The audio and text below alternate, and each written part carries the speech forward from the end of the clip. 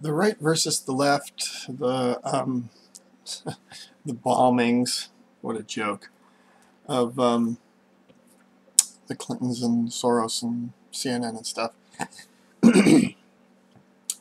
I'd just like to clarify a few things, and that is, first off, conservatives are not right wing.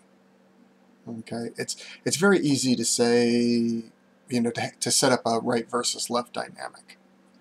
Conservatives are not right wing. We are not pushing an agenda. We are traditionalists. We are, at our heart, at our nature, is the Constitution and the original freedoms granted in the Bill of Rights, or recorded in the Bill of Rights and granted, as we believe, by our Creator, um, and and basically how things were and have always been. And it's not our notion that nothing should ever change, but it is our notion that this has worked well enough to make this the greatest country in history. I mean, when you look back at the run America has had, it's been an amazing place to be for most of its history, for a lot of reasons, but largely because of those freedoms. And it is our belief that when you change from that, especially when you change fundamentally from that, as Obama said, in his inauguration, I intend to fundamentally change America. We believe that should only be undertaken when absolutely necessary and with as near certainty as possible. If it works, don't fix it. And boy, it works. It's not perfect, but nothing is, humanity is not a perfect condition on this earth. So we are not right-wingers. That is a mistake. Right and left wing are properly animals out of Europe, where they didn't go through that same process we did, and they went from kings and lords to arguing over which way they were going to do their democracy, and never really resolved it, to my American eyes. We didn't do that. And so, we are not right-wingers. But the left has become left-wingers. They are left-wingers, and they are imposing a change. They're trying to impose changes and succeeding out here in California a lot. And we don't like it, and we don't agree with it. So that is the political positioning. But conservatives are not the aggressors. We are just conserving what was. They're the ones imposing change, often by force. So, I just wanted to clear that up. The second thing is, regarding the, things like these bombings or the ricin sent to Trump and some of the officials, and the shooting of the Republican whip and others, and these events, the shooting in Las Vegas, which it appears obvious to us was politically motivated. A mass assassination of conservatives, basically. And the way these things are handled, it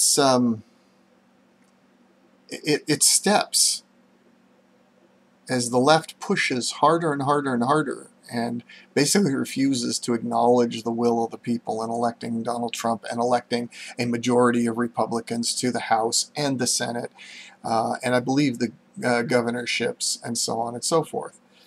They go on and pretend like we're the invaders or something, and it's not the case.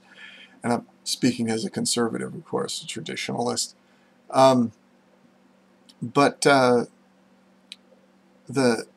the thing is this is going to progress, if it's not dialed back, to what I call the Reichstag moment, when the left burns the Reichstag, or somebody on the right creates a false flag and burns the Reichstag. However you want to look at it, never was decided what actually happened there, I suppose.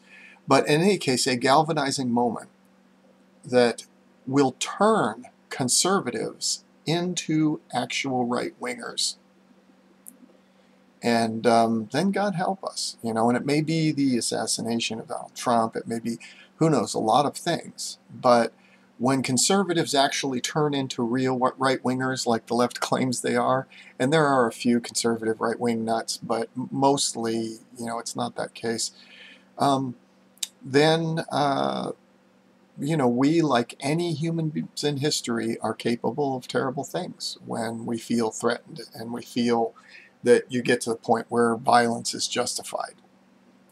And it's going to be very, very ugly. And the left will not win, but the conservatives won't win either, because, um,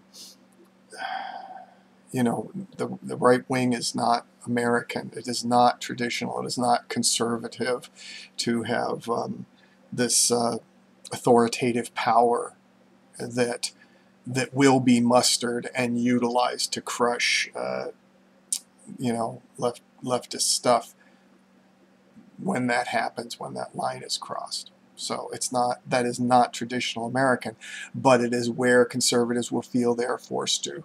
And we can only hope and pray that if it happens, it's a temporary thing, and that we can return to the traditional values of America and proceed forward from there.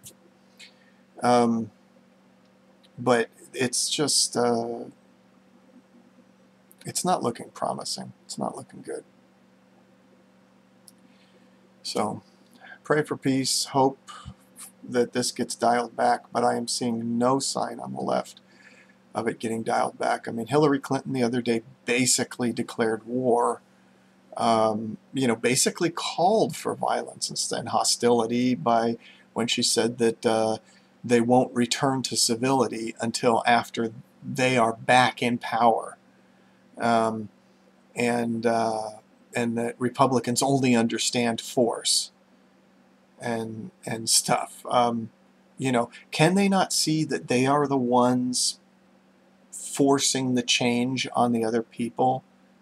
And can they not care and have any respect for 240 years or whatever of tradition and of our perspectives? I mean, just respect, you know, because you can't work together.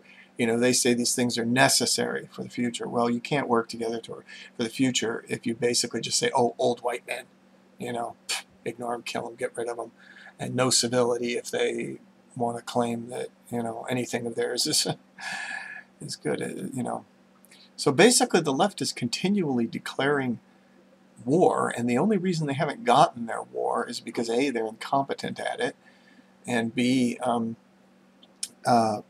as Seller said, we are too busy winning to, and boy, we are. Trump has outpaced, I think, anyone's expectations.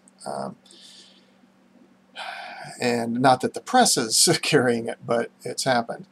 So, you know, I hope they come to their senses before they create that moment, that tipping point. But I just don't see it happening. I just don't see it happening. And God have mercy on us all.